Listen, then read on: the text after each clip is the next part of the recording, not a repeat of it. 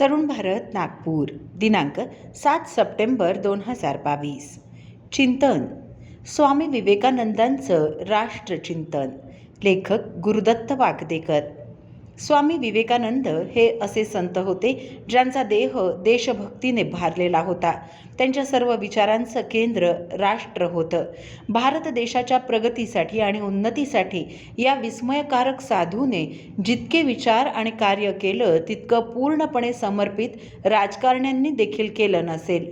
फरक हा आहे की त्यांनी राजकीय वर्तमानात प्रत्यक्ष सहभाग घेतला नाही, पण त्यांच्या कार्याच्या आणि विचाराच्या प्रेरणेने असे हजारो कार्यकर्ते तयार झाले ज्यांनी देशाचा रथ पुढे नेण्यासाठी आपलं जीवन समर्पित केलं. या तरुण संन्याशाने वैयक्तिक मुक्ती किंवा स्वातंत्र्य हे जीवनाचं ध्येय न ठेवता करोडो देशवासियांच्या उत्थानाला आपलं जीवनध्येय बनवलं. त्यांनी राष्ट्रातील गरीब जनतेची सेवा हीच ईश्वराची खरी पूजा मानली. सेवेची ही भावना तीव्र शब्दात व्यक्त करून ते म्हणाले, मला भले पुन्हा पुन्हा जन्म घ्यावा लागला आणि जन्म मृत्यूच्या अनेक यातना सहन कराव्या लागल्या तरीही चालेल, पण मला केवळ एकमेव भगवंताची सेवा करायला आवडेल, कारण तो अगणित असलेल्या आत्म्यांचा विस्तार आहे. माझा देव आणि माझा आत्मा सर्व जाती वर्ग धर्मातील गरीब लोकांमध्ये राहतात. त्यांची सेवा हीच माझी इच्छा आहे. प्रश्न असा आहे की स्वामी विवेकानंदांच्या राष्ट्रसेवेच्या भावनेचा उगम काय होता? वैयक्तिक मुक्तीपेक्षा राष्ट्रसेवा हेच त्यांनी आपलं ध्येय का केलं? ही वस्तुस्थिती जाणून घेण्यासाठी स्वामी विवेकानंदांच्या जीवन प्रवासाचा आढावा घेणं आवश्यक ठरेल. 12 जानेवारी 1863 रोजी कलकत्ता इथल्या एका उच्च मध्यमवर्गीय कुटुंबात जन्मलेल्या विवेकानंदांचे बालपणीचं नाव नरेंद्रनाथ होतं.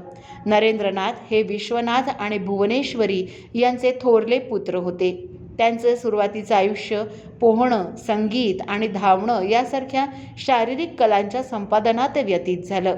नरेंद्र लहानपणापासूनच ज्ञान आणि सत्याचा शोध घेणारे होते, म्हणून ते जीवनाच्या अंतिम सत्याचा शोध घेण्यासाठी झपाटले होते. ते जाणून घेण्यासाठी उत्सुक होते की विश्वाच्या निर्मात्यासारखी कोणतीही शक्ती आहे का, ज्याला लोक देव म्हणून संबोधतात. सत्याचा हा अथक शोध त्यांना दक्षिणेश्वरचे संत श्री रामकृष्ण परमहंस यांच्याकडे घेऊन गेला आणि परमहंस हे खरे गुरु असल्याचं सिद्ध झालं, ज्यांच्या उपस्थितीने नरेंद्रांची ज्ञानाची तहान शांत झाली. त्यांचे गुरु रामकृष्ण परमहंस यांच्या प्रेरणेने स्वामी विवेकानंदांनी आध्यात्मिक साधना सुरू केली आणि परमहंसांच्या हयातीतच त्यांनी समाधी घेतली. पण विवेकानंदांना या आयुष्यात दुसरं काही काम करायचं होतं, म्हणून जेव्हा स्वामी विवेकानंदांनी दीर्घकाळ समाधीत राहण्याची इच्छा व्यक्त केली तेव्हा त्यांचे गुरु श्री रामकृष्ण परमहंस यांनी त्यांना एका महान ध्येयाकडे प्रेरित केलं आणि म्हणाले, मला वाटतं की तू जीवनाचा तेजस्वी दीपस्तंभ बनशील आणि तू आहेस की एखाद्या सामान्य माणसासारखं वैयक्तिक आनंदात मग्न होण्यात तुला स्वारस्य आहे. तुला आयुष्यात महान गोष्टी करायच्या आहेत. तुला मानवामध्ये आध्यात्मिक चैतन्य बिंबवायचंय आणि गरीब माणसांचं दुःख दूर करायचंय. स्वामी विवेकानंदांसाठी हा संदेश डोळ्यात अंजन घालणारा होता. विवेकानंदांचं आश्वासन मिळाल्यामुळे रामकृष्ण परमहंसही भारावून गेले आणि ते मृत्यूशय्येवरच्या शेवटच्या क्षणी म्हणाले, तुझ्यासारख्या व्यक्तीच्या मदतीसाठी मला 20,000 जन्म घेऊन माझा प्राण द्यायला आवडेल. खऱ्या अर्थाने स्वामी विवेकानंदांचा देश आणि मानवतेची सेवा करण्याचा निर्णय महान होता. वर्ष 1886 मध्ये जेव्हा श्री रामकृष्ण परमहंसांनी आपला नश्वर देह सोडला तेव्हा त्यांच्या 12 तरुण शिष्यांनी अध्यात्माचा मार्ग स्वीकारला. परंतु स्वामी विवेकानंदांनी दरिद्र नारायण यांच्या सेवेसाठी संपूर्ण भारत एका कोपऱ्यापासून तो दुसऱ्या कोपऱ्यापर्यंत पालथा घातला. देशातील जनता भयंकर गरिबीने वेढलेली पाहिली आणि मग नकळत त्यांच्या तोंडून रामकृष्ण परमहंसांचे शब्द बाहेर पडले, भुकेल्या पोटी धर्माची चर्चा होऊ शकत नाही. मात्र यासाठी त्यांनी धर्माला दोष दिला नाही.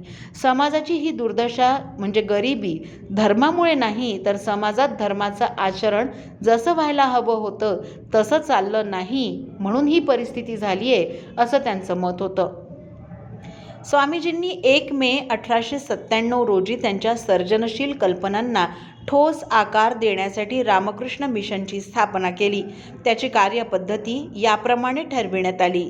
देशातील लोकांच्या भौतिक आणि आध्यात्मिक कल्याणासाठी ज्ञान आणि विज्ञानाचे वाहक बनू शकतील अशा कार्यकर्त्यांना तयार करणं आणि प्रशिक्षित करणं, कला आणि उद्योगांना प्रोत्साहन देणं, रामकृष्ण परमहंसांच्या विचारांनुसार ते खरे मानव बनतील अशा प्रकारे धार्मिक विचारांचा लोकांमध्ये प्रचार करणं.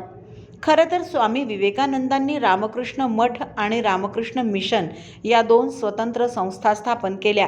स्वतंत्र निधी आणि खाती असूनही एक समान व्यवस्थापन होतं.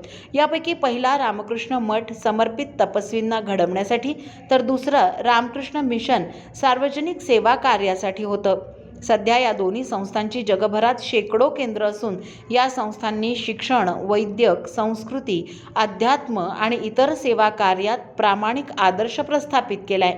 ही कार्यपद्धती स्थापन केल्यानंतर स्वामीजी केवळ 5 वर्ष जगू शकले. आपलं ध्येय साध्य करण्यासाठी त्यांनी आपलं जीवन वाहून घेतलं होतं.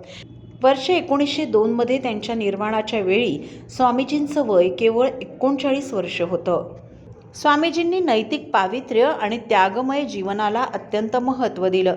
या 2 सद्गुणांमुळेच पीडित मानवतेच्या उत्थानासाठी आणि प्रबोधनासाठी तरुणांना प्रेरणा मिळू शकते असा त्यांचा विश्वास होता.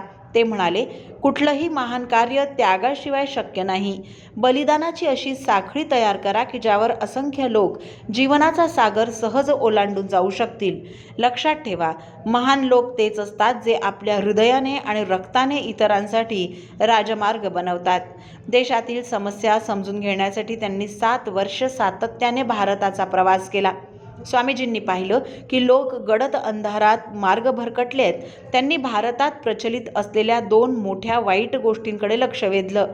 पहिलं स्त्रियांवरील अत्याचार आणि दुसरं म्हणजे जातीयवादी शोषण. नियतीच्या फेऱ्यातून कोणी खालच्या जातीत जन्माला आलं की त्याच्या उन्नतीची, प्रगतीची आशा नसते हे त्यांनी पाहिलं. स्वातंत्र्यापूर्वी हीच परिस्थिती होती. स्वामी विवेकानंदांसारख्या ऋषींच्या विचाराने आणि ते विचार अंमलात आणल्यामुळे पुढे गांधीजींनाही देशाची ही दुर्दशा समजली आणि आज परिस्थिती बदलली. पण विवेकानंदांनी हे अशक्य स्वप्न पाहिलं होतं. त्या काळाची केवळ कल्पना करा. त्या काळी ज्या रस्त्यांवरून वरच्या जातीचे लोक ये जा करत असत, त्या रस्त्यांवरून खालच्या जातीतील लोकांना जाता येत नव्हतं. जातीपातीची ही भयंकर दुर्दशा पाहून स्वामीजी आर्तस्वरात म्हणाले, अहो, हा कोणता धर्म आहे जो गरिबांचं दुःख दूर करू शकत नाही? झाडांना आणि पशुपक्ष्यांना पाणी देणाऱ्या धर्मात जातीभेदाला स्थान असू शकत नाही.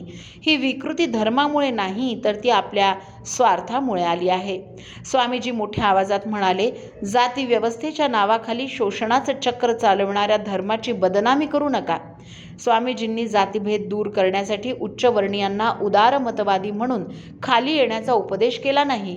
त्यांनी ते व्यावहारिक मानलं नाही.